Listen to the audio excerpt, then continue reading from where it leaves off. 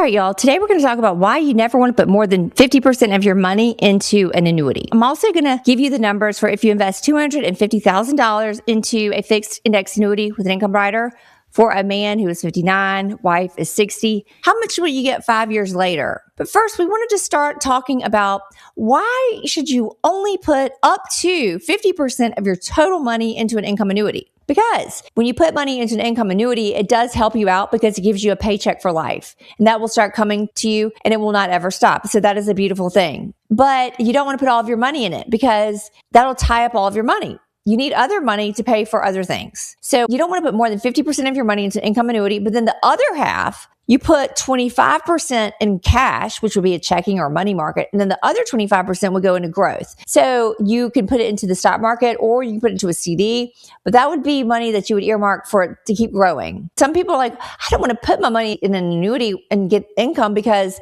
then I will miss out on all the gains of the stock market. So here's the retirement mountain. There's a lot of advisors that help you grow your money and you're watching it grow and you're working or doing whatever. And that's called accumulation. That's usually when your money's in the stock market, when you're in your 30s and 40s, 50s, and that's where your money's growing.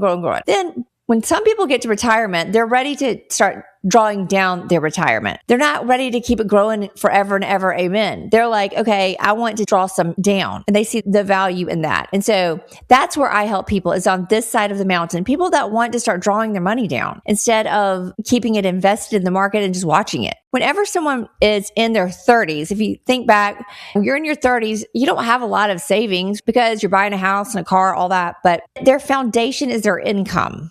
What they're making at their job, that's coming in. And if they didn't have that, they wouldn't be able to survive. That's their bread and butter. It's a foundation. Income is not a bucket, but it's a foundational thing that we all need.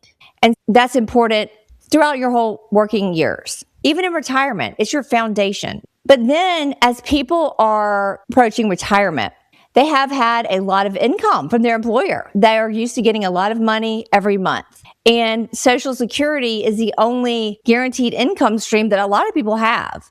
And you can see here in this example that this is what they're used to getting, their employer income. But then Social Security is not going to cover that much. You can see the comparison here. That's not enough income because Social Security was not meant to replace a paycheck. That's why people are obsessed with Social Security.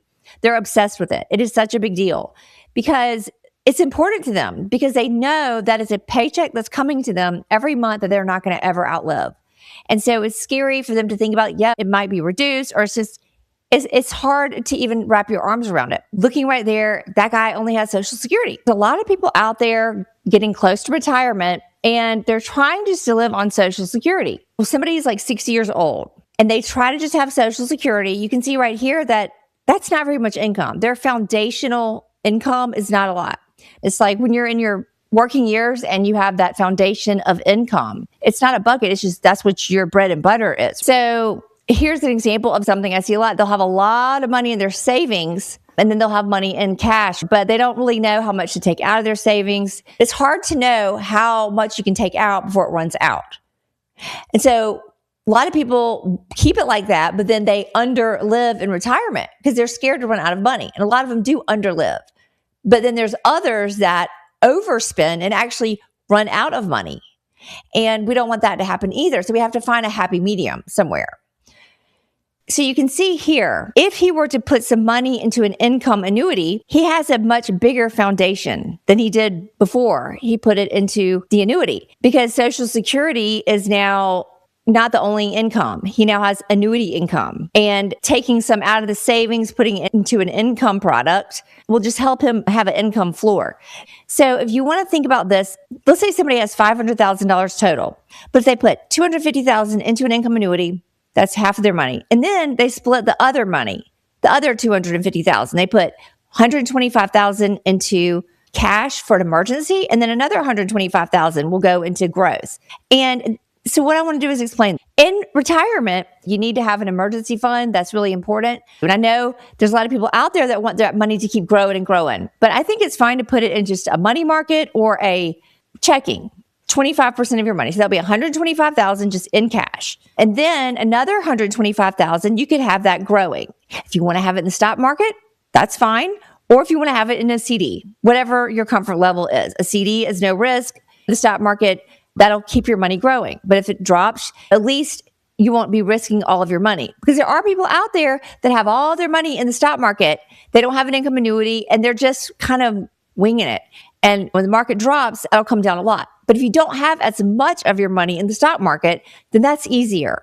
Now, there are some people that don't want any risk, and those people will probably want to have a CD. But that's kind of a good way to think about how you could actually spread out your money once you retire. All right, y'all. Somebody puts $250,000 into an annuity, and I'm going to share my screen with you. Somebody invests $250,000. He's 59, she's 60, and they wait 5 years. Clear Spring has the highest income amount, and that's a good company. So they would be able to get $2,099 a month for life. Their income, actually, Equitrust also has the same amount. Both good companies, $2,099 a month is great. Now, when he passes, that will continue for her and vice versa. All right, y'all. I started this channel 6 months ago. I've got almost 200,000 views. I'm so thankful. I hope that you're enjoying all of the content. If you're interested in possibly seeing if an income annuity might be for you, there is a link in the description that you can click on to help you decide if that's the route you want to go in. Thanks so much for watching, y'all.